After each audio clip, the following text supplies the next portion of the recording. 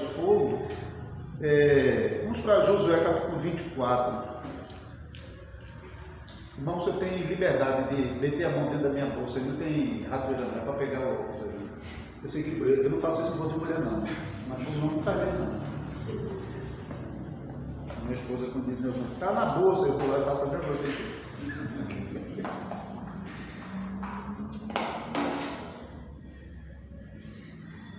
O Josué 24 eu preguei já na congregação em Caruaru todo o livro de Josué e também todo o livro de Juízes. Tive esse privilégio já. Josué 24 é um capítulo que, quando nós estamos tratando de liturgia, sempre é mencionado, por causa da estrutura que aparece no capítulo 24.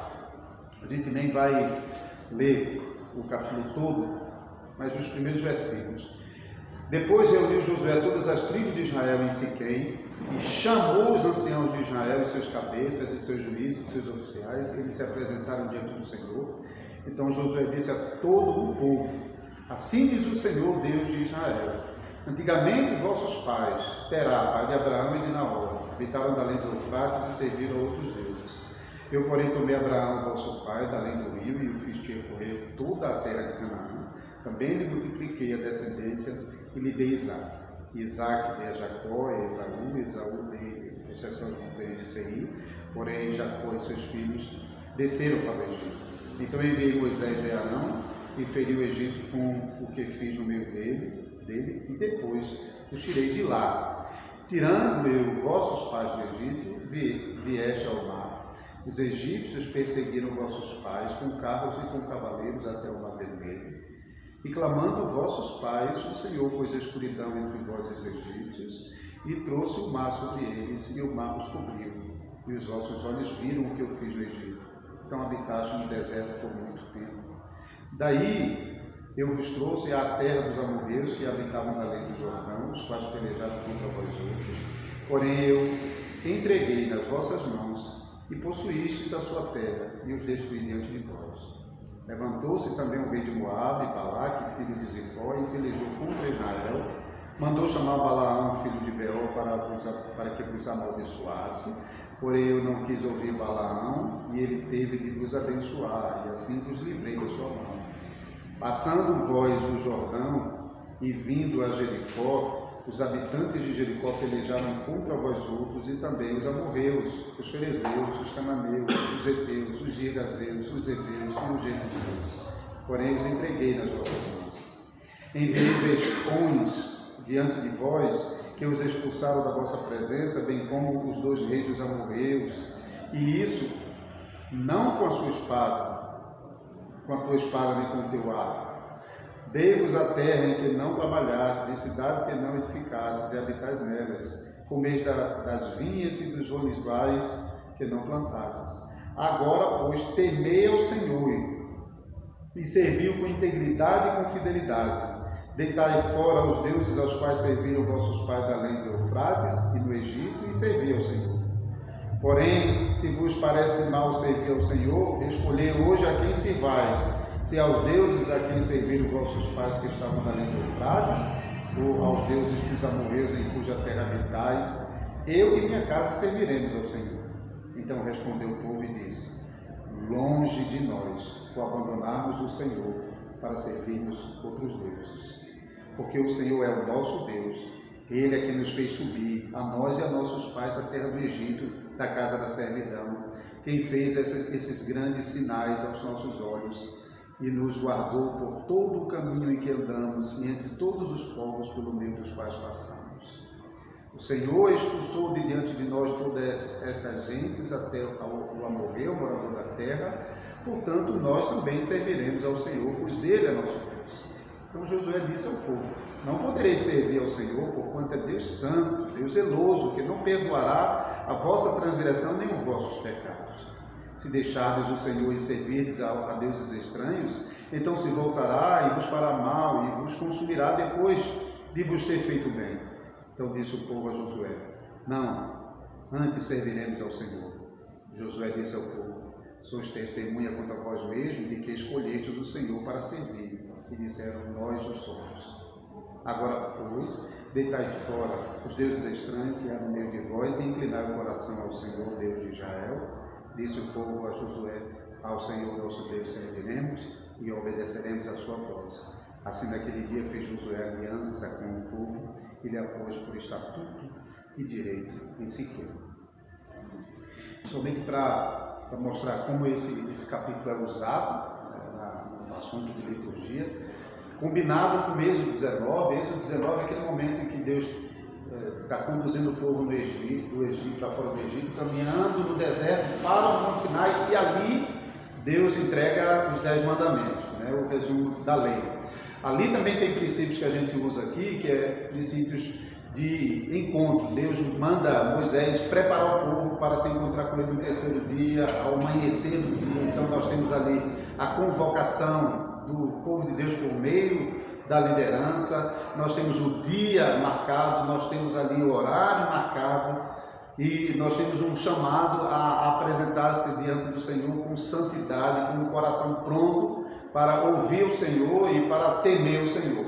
Lá em Êxodo 19, também aqui, mais uma vez, Josué, agora já dentro da terra. Então lá eles estavam caminhando para Canaã, agora já dentro de Canaã.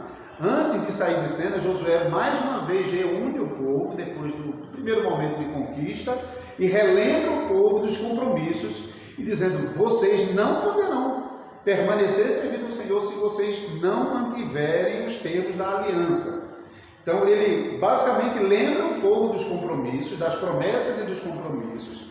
E aqui a gente também tira uma coisa importante, porque veja, como é possível que a gente, como reformado, vai dizer: olha, como é que Deus, depois de ter abençoado você, agora vai voltar atrás? Josué falou isso aqui, parece uma coisa estranha, mas Josué está apelando para os termos da aliança, para dizer que dentro da aliança nós podemos deixar de desfrutar daquilo que Deus assumiu como compromisso fazer. Isso não significa de jeito nenhum que Deus abandone a sua aliança, isso ele nunca vai fazer. Mas no meio do povo, nem todos desfrutam dos benefícios da aliança, porque não são fiéis à aliança. Então há uma diferença entre dentro da aliança nós desfrutarmos da promessa e nós nos apropriarmos dessas promessas com o coração crente, com o desejo de querer servir ao Senhor. Esses aspectos são aspectos importantes. Tem um livrinho que eu inclusive iria trazer, se o pastor ainda não tem, que é O que é um culto reformado, de Daniel Hyde. Não sei se o pastor tem, eu esqueci, eu iria trazer para dar de presente ao pastor. Ele não vai trabalhar a liturgia, mas ele vai estabelecer os princípios que nós aplicamos para a natureza do culto. Nós dizemos que o culto ele é de uma natureza pactual, ou seja, o culto é uma conversa entre Deus e o seu povo.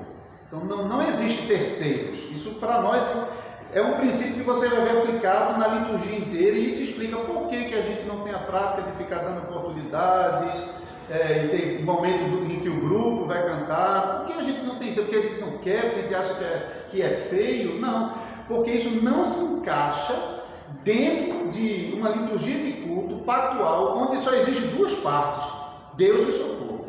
Porque no momento em que alguém está vindo aqui para ter uma oportunidade, ou um grupo, ou coral, ou um cantor, naquele momento é como se a igreja se tornasse espectadora de um terceiro. Então, isso foge, não cabe dentro desse princípio pactual.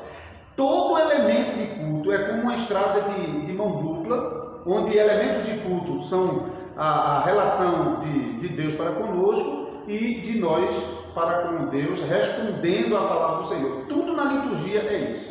Então não há na liturgia nenhum espaço para que a igreja fique como espectadora de um terceiro. Na liturgia do culto, ou Deus fala conosco, ou nós respondemos a Deus.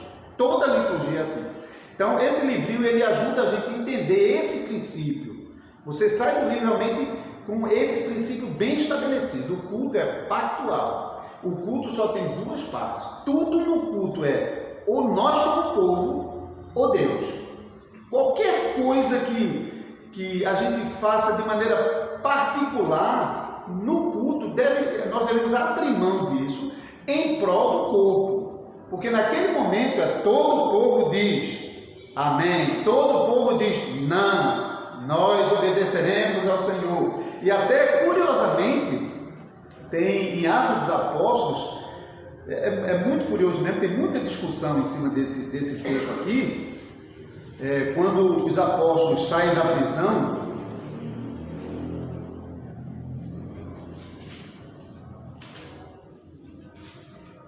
no capítulo 4 de Atos, muito curioso aqui, vocês irmãos já pararam para pensar isso, capítulo 4, versículos 23 e 24, uma vez soltos, procuraram os irmãos e lhes contaram quantas coisas lhe haviam dito os principais sacerdotes e os anciãos. Ouvindo isso, unânimes, toda a congregação, levantaram a voz e disseram, aí começa aqui uma fala com citações dos salmos. Então duas coisas aqui. O que não é impossível, um grande milagre aconteceu, onde todo mundo começou a repetir a mesma coisa, inclusive citando os salmos do mesmo jeitinho, ou você entende que alguém representando a congregação estava falando ali a congregação, certo? Então veja, mesmo alguém falando, ele fala em nome da congregação, e mais adiante eles vão orar, é a mesma coisa, eles vão orar e orar com uma só voz. Versículo, ele vai citando aqui, cita os salmos. Agora, Senhor, olha para as suas ameaças e concede aos teus servos que anunciem com toda intrepidez a tua palavra, enquanto estende a mão para fazer curas, sinais e prodígios por intermédio do Senhor, do nome do teu santo servo Jesus, e tendo eles orado. Então essas palavras da oração é considerada palavra deles, da congregação, mas possivelmente, não é que eu duvido de milagre não, tá? Porque se alguém disser, não, foi um milagre, não tem problema nenhum, que tenha sido não. Mas eu também não tenho dificuldade, a partir dessa passagem, de outras passagens, onde a gente vê um amém que é dado coletivamente, todo o povo concordou, feito aqui em Josué. Então você tem que imaginar que todo o povo ensaiou para dizer tudo juntinho, ou que um fenômeno espiritual, poderoso, o Espírito Santo tomou todo mundo para que todo mundo repetisse as mesmas palavras. É possível, não quero duvidar. Mas é mais provável que os príncipes, representando o povo que é mencionado aqui também, e entre os príncipes pode ser que tenha aquele que foi à frente e assumiu a posição no lugar dos outros. Mas o ponto que é mantido é a congregação. Qualquer momento do culto a congregação que está falando, ou Deus está falando. Então, o pastor ali não tem papel mediador. O pastor não é mediador, nós só temos um mediador entre Deus e o homem, que é Cristo. O pastor, como um ministro da palavra, o condutor do culto, ele é junto com a congregação, mais um cantando, mais um orando, mais um confessando, e outra hora ele é a boca de Deus se abrindo para a congregação. Deus está falando à congregação por meio dele. Por isso é que vários elementos na liturgia do culto se ajustam a essa compreensão que entendemos que é a compreensão bíblica. Não achamos que a gente acha que é mais bonito assim, que é mais legal. A gente entende que realmente é um padrão bíblico. O padrão bíblico é um culto pactual. Duas partes, Deus e o seu povo. Deus fala, o seu povo responde. É como uma conversa. Então, eu mandei para vocês esse espelhinho aí, como eu uso no culto. Essa liturgia aí, não é, se você vai procurar no livro, você não vai achar exatamente desse jeito não, tá? E até em nosso meio, como igreja reformada, você pode perceber uma coisa ou outra um pouco diferente, ou numa ordem um pouco diferente. Mas, basicamente, essa é a liturgia que é praticada nas igrejas reformadas, não apenas no Brasil, mas pelo mundo, e que nós herdamos dos nossos pais na reforma, que por sua vez não inventaram a roda não. Eles estavam adotando liturgias e ajustando liturgias que já era aplicada na igreja no período medieval, com todo o problema da igreja romana no período medieval, mas era lá que eles estavam indo para ver como é que o povo estava adorando a Deus. Então, não tem aquele espírito anabatista de, não, era assim, agora a gente vai fazer assim. Não, era como eles faziam e onde tem que corrigir, se corrigir, tá certo? Então, à medida que eu for tocando nos pontos eu vou acrescentando um pouco mais. Vocês, não sei se alguém aqui foi católico romano, ambientado do catolicismo romano, nem tanto mais. Hoje os sinos estão sendo substituídos por um alto-falante, né, que imita o sino. Tem ninguém puxando lá, é só o caixa, né? Mas o sino, ele tinha uma função.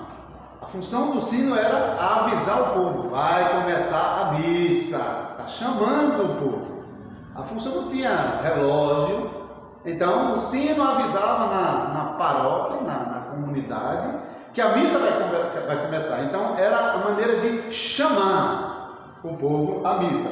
Hoje nós estamos em um ambiente onde nós já sabemos de antemão o dia, a hora, temos relógio, temos meios de transporte que facilita, tudo isso foi facilitado. Mas o princípio de chamar ainda é importante ser mantido para que a gente compreenda que a gente não está ali porque a gente quer. Não fomos nós que decidimos estar ali, que escolhemos estar ali, mas nós temos que, desde o princípio, ter a compreensão de que nós estamos ali porque Deus chamou a gente. Foi Deus que marcou aquele dia, foi Deus que marcou aquela hora, foi Deus que escolheu aquele lugar para que a gente aparecesse ali na presença dele. Então, esse princípio de chamamento, nós costumamos colocar, não como sino, mas com um introito, com uma leitura ou cântico dos salmos, logo no começo mesmo. Se for para Maragogi, em São José da Coroa Grande, eles costumam, quando o conselho sai da sala, a igreja já fica de pé e já começa a cantar o salmo de introdução. Em Caruaru nós somos pequenos ainda e não temos conselho, então eu sempre faço a leitura do salmo como convocação e depois cantamos. Geralmente o mesmo salmo que eu faço a leitura, e geralmente são salmos que estão ensinando a congregação sobre o chamado à adoração, para nós entendermos, nós viemos aqui porque nós somos chamados. Então esse princípio está mantido, mesmo que podemos dizer assim, não, mas todo mundo já está ali, não está em casa sendo chamado, ele está ouvindo em casa o salmo, mas é para mantermos o princípio dentro da liturgia do culto. Então nós lemos ou cantamos e depois em seguida, no caso de Caruaru, nós lemos, depois cantamos e fazemos a confissão da nossa segurança. Essa citação do Salmo 124, versículo 8, é uma coisa que os reformadores não inventaram. Calvino, na verdade, quando ele assume a igreja de Genebra, ele remove lá muita coisa de catolicismo romano, o altar da missa ele remove, substitui por um púlpito, e a igreja já fazia isso, já usava o Salmo 124, versículo 8 como parte da convocação. Então, só que na missa latina, essas palavras estavam na boca do ministro. E até então tinha aquela prática do ministro pronunciar essas palavras voltadas para o altar, porque ele era o adorador, a igreja era espectadora. Então, o que Calvino fez foi tirar essas palavras da boca do ministro e colocar na boca do povo. Essa foi a mudança. Porque Calvino entendeu que essa confissão é a confissão da igreja. Não é a confissão particular. Mesmo se a gente em casa está fazendo isso, a gente está fazendo como parte do povo. E não como um particular, como o homem, infelizmente, estava ensinando naquele momento. Então, Calvino tira da boca do ministro e coloca na boca da congregação. Mas essa confissão de segurança no início do culto é importante pelo seguinte. Pense numa conversa, hein? Vocês vão chegar na casa de alguém para visitar. Normalmente, eu sei que hoje os costumes estão mudando muito, mas quando a gente olha para os nossos pais, ainda conseguimos ver isso em famílias tradicionais, famílias mais antigas, do interior, aquela coisa de quando chega o visitante, as pessoas irem na porta para receber, não liga lá, não grita lá dentro, está aberto! Né? Hoje está mais assim, né? Está aberto, aí entra. Não, era aquela coisa de sair e se encontrar e receber aquela pessoa, e então passar um tempo de conversa com aquela pessoa e até na hora de ir embora, mais uma vez, despedir aquela pessoa. Então pense no culto como essa conversa entre Deus e o seu povo, onde Deus recebe o seu povo e conversa com o seu povo e depois despede o seu povo. Esse princípio é importante porque a própria história da redenção também se resume nisso. O que tem como é que a gente pode resumir a história da redenção? Cristo, ele vem ao mundo, opera a obra da redenção e volta. É mais ou menos o mesmo movimento. Cristo vem ao nosso encontro, processa no culto o Evangelho, a obra da redenção, e nos despede no culto. Por isso que a liturgia, o que a liturgia faz? A liturgia processa o Evangelho, a promessa do Evangelho na obra da redenção de Cristo na cruz e a aceitação do Evangelho por fé, que é a resposta dos crentes. A liturgia é basicamente isso. A liturgia é basicamente isso. Então, o conteúdo da conversa, Deus vem, nos recebe e conversa conosco. Qual é o conteúdo da conversa? O Evangelho. O Evangelho proclamado e crido e recebido. Por isso é que no início dessa conversa, nós somos recebidos pelo Senhor e nós confessamos que nós estamos ali com base na convocação que o Senhor nos fez, de modo que nós dependemos completamente dele. Então é uma confissão apropriada. O nosso socorro está em nome do Senhor, Criador dos céus e da terra. Em algumas igrejas, por exemplo, Unaí, o pastor recita toda a frase, mas ele faz como um representante da congregação. Em alguns lugares, na maioria dos lugares, o pastor faz a pergunta e a congregação responde: amada congregação do Senhor Jesus Cristo, onde está o nosso socorro? E a congregação responde citando o salmo. Então nós nos aproximamos a Deus no início do culto com aquele sentimento de que nós não estamos aqui por causa de nós mesmos. Nós estamos aqui completamente por causa de Cristo. O nosso socorro é Cristo, está nele. Então começamos o culto nos esvaziando completamente de nós mesmos. No caso, como eu botei a liturgia da manhã aqui, justamente por causa dos 10 mandamentos, porque com os 10 mandamentos a gente vai fazer a mesma coisa. A leitura dos 10 mandamentos no culto da manhã, eu acho que é mais apropriado, embora uma igreja pode praticar à noite, mas para mim é mais apropriado ser no culto da manhã. Por quê? Porque essa confissão de confiança se completa com a confissão de pecados.